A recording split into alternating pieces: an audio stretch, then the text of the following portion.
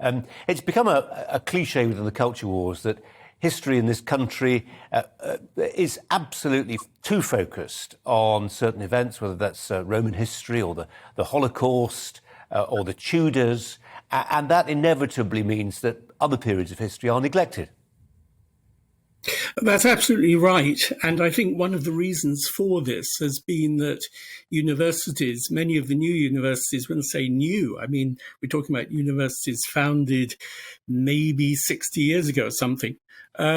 They decided when they set up their history syllabus that they didn't particularly want to teach medieval history.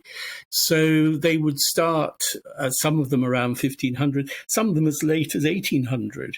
And this meant that a whole generation, not just of students, but of course you're also thinking about the teachers, the people who are going to go into the schools, have not been exposed to earlier periods.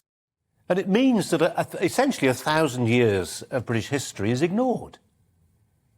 That is absolutely right. And one of the things I think one sees with students is it's a question of what I call the scale of the past. They lose a sense that the centuries, that the flow of the centuries, if you see what I mean.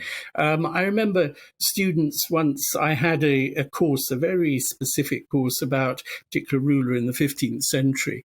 And when I was marking the exam papers in Cambridge, they, instead of putting sort of 1459, they would put 1759 or 1659. They didn't even seem, and this is Cambridge after all, they didn't seem to know which century they were actually in.